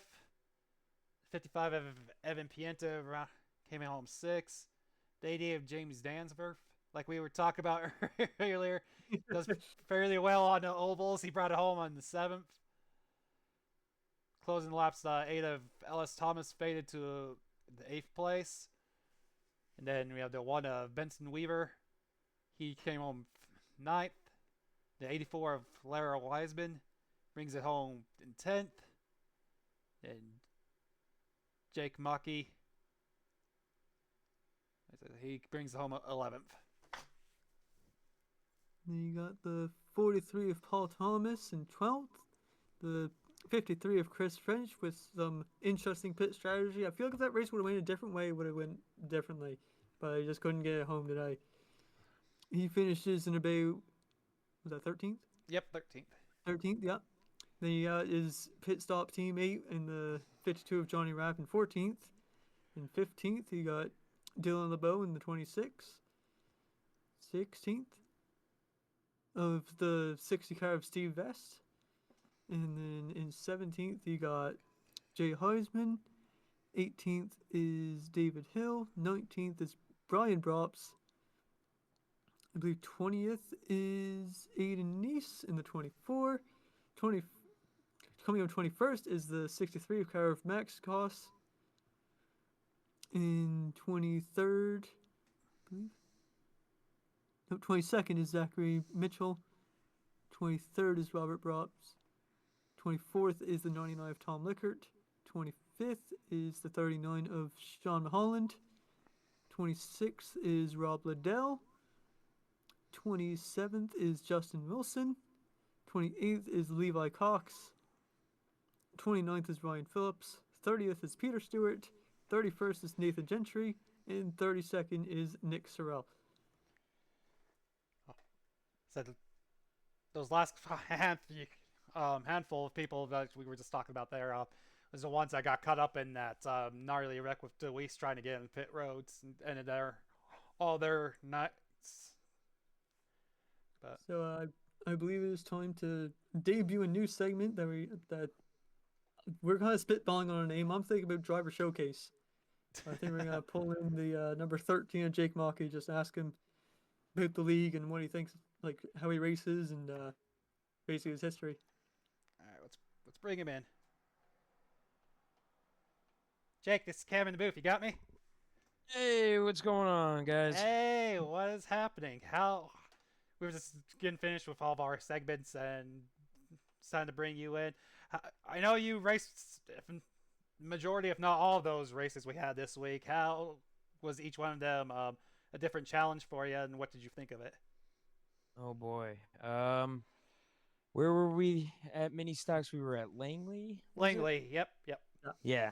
Langley was fun. We spoke in the booth after the race on Sunday, but that was a tough track to kind of get down in the mini stocks with it being so loose and um yeah, it was just a weird card track combination, but it was a good race nonetheless. Olton Park was definitely a fun intro to the road course race for this year, for this season for Spark in the Monday night series. But street stocks, I I parked it because wasn't doing too hot, kept making a lot of mistakes, and Yeah, it seemed like basically you. ended up bouncing. So it seems like you Yeah, were going weed hunting for a little bit. yeah, I kept cutting off into the grass. I was having a hard time getting it figured out in that car. Had Mm-hmm. zero practice whatsoever, so Mm-hmm. just couldn't get it figured out at all. And figured, hey, let's park it up and go practice for the late models, which had a decent race for a little bit until it wasn't. And you know, is what it is. But Mondays I've kind of taken off and really focused on trying to get the best finishes that I can for Sunday and Wednesdays, and that's been the goal. And Mm-hmm. I've been running a lot of Xfinity this year. Um, I've not only running Spark, I have two other leagues that I run Tuesday and Saturday night, respectively. So, Mm-hmm. um, yeah, running a lot of Xfinity this year so far, and that's been the one that I get pretty upset if I don't do good at Mm-hmm. myself. That's the one that I'm very hard on myself. Didn't have the greatest race this week, but just outside the top 10 isn't bad either. Just Charlotte was a tough one to get figured out. Mm-hmm. Jacob can tell you from a couple weeks ago. Charlotte is not my favorite after after how this year has been. So um, couldn't say that it went great for me this week, but I'm still sitting there in the top 10 in points on Wednesdays, and I think we got a three-way tie for eighth right now, which Mm-hmm. is a fun little battle that we got going on with only a number of races left. So Mm-hmm. yeah, I've been here in Spark for this would be my second complete season. Gonna Mm-hmm. be coming back for a third.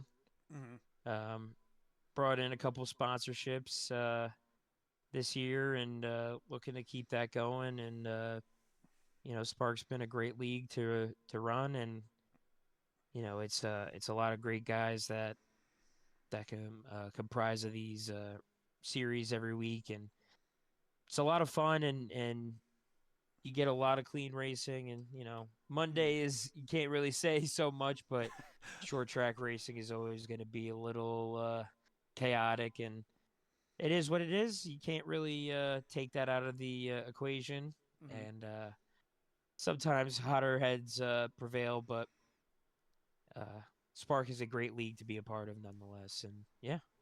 Mm-hmm. Say, what got you into racing in the first place? Oh boy. Years ago, I want to say after high school, I was never a racing fan. I knew of racing. My family all was IndyCar fans, and I at least would watch the 500 every year, and big fans of that. But other than Indy 500, I really never watched anything racing until after high school. And one of my buddies actually introduced me to what a racing wheel was and Gran Turismo. And I think from that point on, it was never looked back. And um, I'm I watch every type of racing you can imagine. I spend my entire week either watching racing interviews or replays from the races the past weekend that I wasn't able to catch.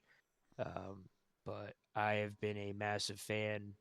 Uh, wow, I can't even imagine what year I graduated high school, 2011. So a little bit over 13, 14 years now that I've been a big racing fan, and the sim rig slowly evolved over time from Mm. a Thrustmaster. I don't even remember what was it, the T80, the Mm. belt, the the The rubber budget band board. belt wheel. Ooh. uh, Yikes. yeah, the rough, the very like $90 one. To Yeah. uh, now I'm up to the Mozart 12, and Oh, nice. yeah, I'm fully fully committed to the sim racing world. It is uh racing in general. I mean, I love every aspect of it, and I can't get enough of it. And Mm. yeah, I spend at least 6 out of the 7 days a week with my life centered around racing. So Mhm. Mhm. it has become more than just a hobby for me, but I have now multiple different facets. Big Fast Racing. Mhm. You guys have heard that name multiple times, but Many times. Yes, yeah, we I even dropped it in the podcast earlier. So. yeah, I mean, I started that off with three other friends, and it's evolved into. I mean, take a look here. We've evolved into a massive group of.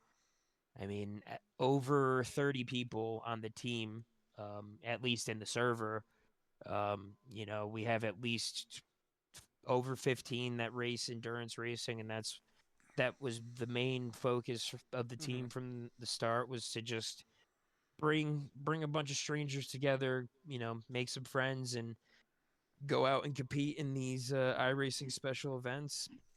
And yeah, I mean, we've done we've done pretty well. I mean, we've only gotten one win over our history, but we've only really been going at it for, this would be our third year, second full year essentially running these events. So, Mhm. um, you know, a little bit of success here and there. We've multiple podiums, which in these endurance races are extremely hard to get. Mhm. I mean, you could be leading the race for 23 hours and get taken out, and there goes your win. So Mhm. those races are insane. But Big Fast Racing was created for that, and we've created a large group of people now, and we're racing all over Spark and other leagues all over the place. I started Overcut with one of my drivers, Luca.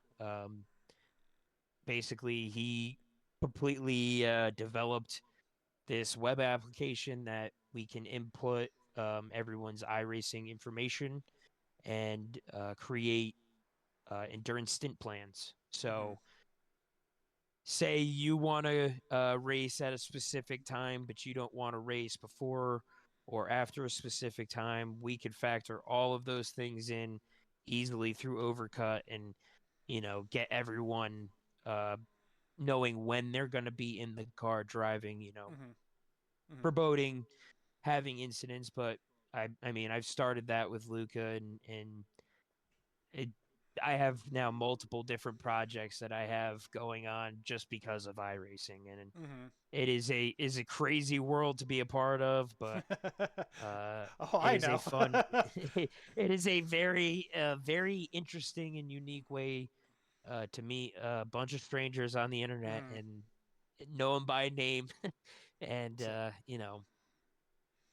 any other gaming community out there, you have a username. Nobody knows Mhm. your real life name, so Mhm. it's it's a very strange facet to have that a part of it. But Mhm. I mean, it kind of help. It kind of, in my opinion, keeps everyone a little bit respectful. Um, Mhm. you the hotter heads sometimes prevail, and it's racing. You get a little intense and excited sometimes when things Mhm. don't go right, but um, your name's attached to it, so there's a lot of respect, Mhm. and it's just you gotta be careful about what you do, and Yeah. you gotta be careful about how, if you hurt someone's opinion or anything like that, they know who you are. Yeah. So Yeah. it's not hard. It's not hard to find out certain No. things about people. So you got to be very respectful, and I like that facet of iRacing, and yeah, sim racing in general has created a lot of friendships, and I like to call both of you my friends. So, Yeah, um, same here. you know, it's a it's it's a very strange world, but it's awesome to be a part of at the end of the day. You know. Yep. Well, it's like on my end, when I first joined Spark, I knew zero people. I brought in, when we did that invitational at Langley, I brought in two of my Team Jaws friends, and they were like, there was a caution-filled race, and they were like, maybe not. And I was like, I'm gonna stick it out, and I ended up joining Spark, and about 8 races later, I brought in Alex. Hmm. But from before then, I knew zero people. I was surprised at how like friendly everybody was.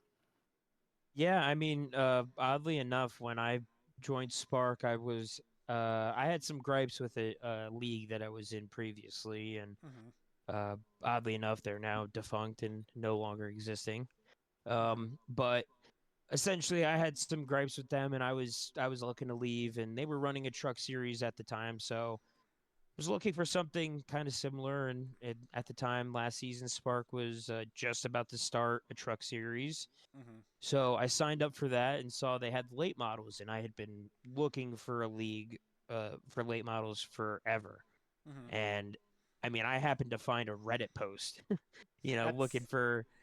looking for Spark. So I joined up through there, and my first night knew no one, but saw a bunch of people hanging out in general, and just decided to hop in and talk. And I mean, I created a lot of friendships through that, just Hmm. being there, being present, and just being able to kind of chime in. But I mean, everyone a part of the admin um, team, Hmm. Johnny, Rob, Devin, Hmm. all of those guys are phenomenal people. They're very Yeah. fun to talk to.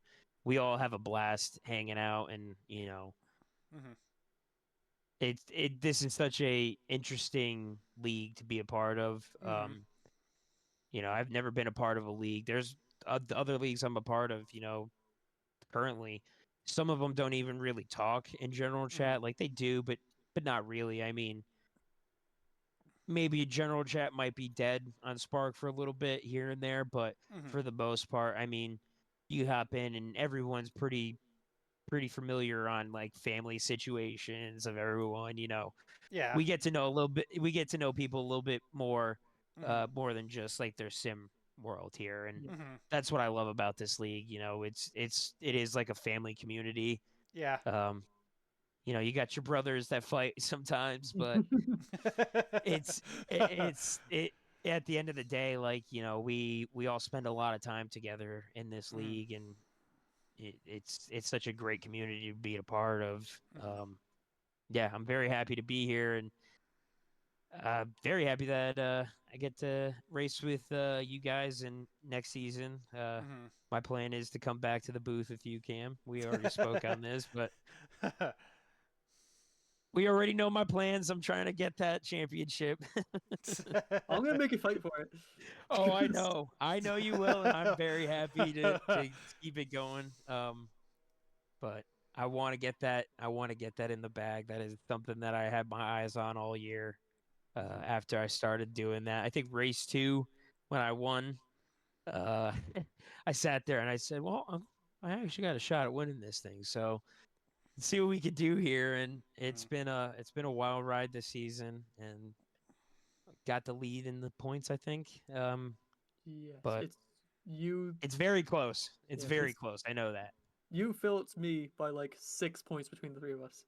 Mhm. Yeah, I think I remember seeing that. So yeah, it's very close, but I'm very happy to have that fight, and I can't wait to see who prevails at the end of that. And Mhm. at the end of the day, whoever wins, it's still the best man has won that. I Mhm. can't be mad if Jacob himself over here wins, or the other Jacob Mhm. if he wins. But yeah, I can't wait to see how the rest of the mini stock series spans out here. We got a little bit of a dark horse coming up with the dirt track, but Mhm. it'll be a fun time to finish out the season, and I look forward to next season as well. And Mhm. yeah, So one more question before you go. It's this is a question I kind of want to ask like all of our guests. I missed it Absolutely. on Braxton Dewey, so if we get him back, I'll ask him next time. Where did you get your number from? The number Oh 13. boy. There is no amazing story behind it. I am a very strange person, so um my I guess you could say that Friday the 13th, I'm a big horror fan. I Mm. love the Friday the 13th movies. Um that date for some reason has always been a lucky day for me. Can't explain it to you because it's always a bad day. It's supposed to be, the superstitions behind Friday the 13th is it's an unlucky day. It's somehow always been a very lucky day for me. Mhm. So 13 has always just kind of stuck in my mind. And when I first got onto sim racing, the the first league that I joined up with, 13 was available, and I snagged it and have rode out ever since. And luckily, every other league that I've joined, except for one, 13 has been available. So yeah, it's nothing crazy about my number. There's no amazing story, but just oddly enough, it has been a lucky number. But as of late, it has been a curse because I've been starting 13th. So I've been hovering around the finishes and starting around 13th. So it is what it is. But what can you do? It's my number. I'm very happy. Mhm. My painter who creates pretty much all of my teams now, Michael Steele, Mhm. he has taken the original version of it and created a beautiful like 3D version Mhm. of it, and um, I love the way that it looks on all my cars. It has just it's a interesting style of number that I use. Mhm.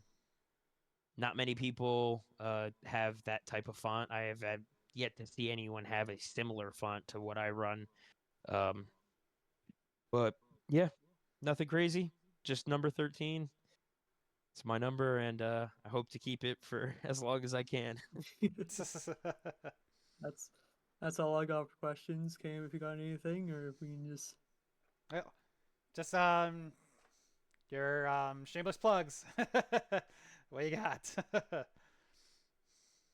I gave a little shameless plugs here throughout the broadcast, but Mhm. yeah, Mythic Metals, my sponsor, they rock with me every week. Number one hero cards. That's a Spark guy here, Benson Weaver. So Mhm. if you ever need a hero card, hit him up. Um, Overcut, that's another Mhm. project that I got here. Overcut.live if you ever need some stint planning, if you plan on running endurance races and iRacing. Um, Big Fast Racing, all my drivers that race in Spark, Chris French, Ryan Phillips, Jacob Phillips, Benson Weaver, Rob Liedel, Max Cost. I think that's everyone. If I'm forgetting anyone, I feel terrible. But um, like I said, there's a lot of guys on the team.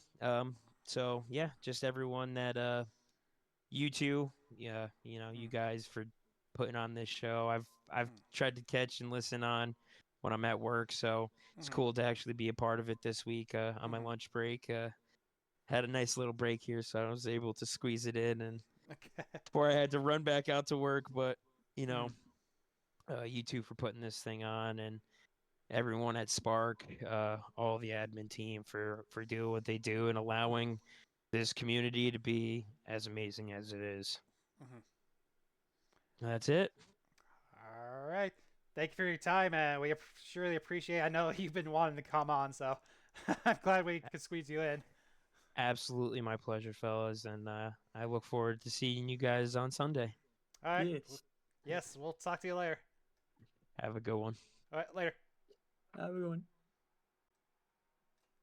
All right, that was 13 of Jake Mocky of all of our leagues. Like I said, he's been running a majority of them.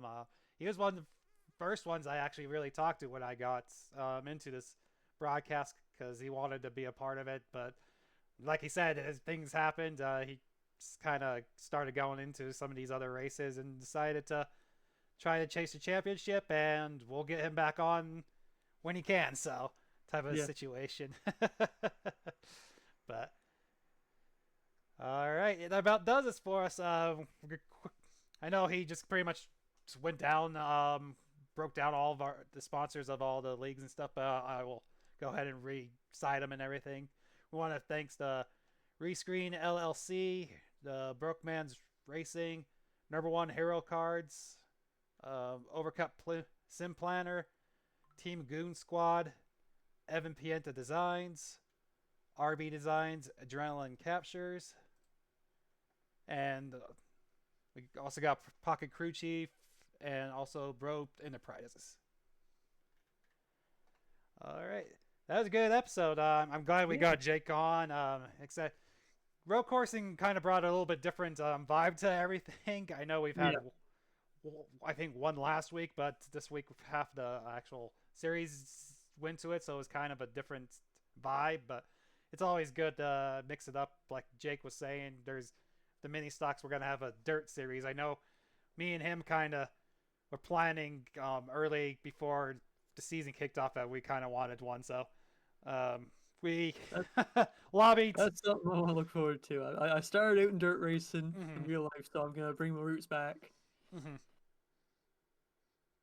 Yeah, it's like we lobbied for it and we got it. So I still don't know what course it is. I know they talked about a couple different ones, so it's gonna be fun once we actually get to go there. But other than that, you have any closing thoughts there, Jacob?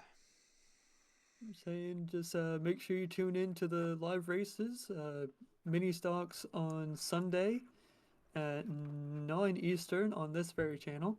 And then you got the late models on Monday at 9 Eastern. I can't remember the channel it's on. I'm sorry. Let's find it again. So it's on Slingshot Racing Media. Slingshot, yes. Yeah. And then you got Xfinities on Wednesday, also at 9 Eastern on V-Speed. All right. That does it. This has been Cam Gillens and Jacob Nickerson for the Overdrive Automotive Media channel, and we'll talk to you later. Have a good one.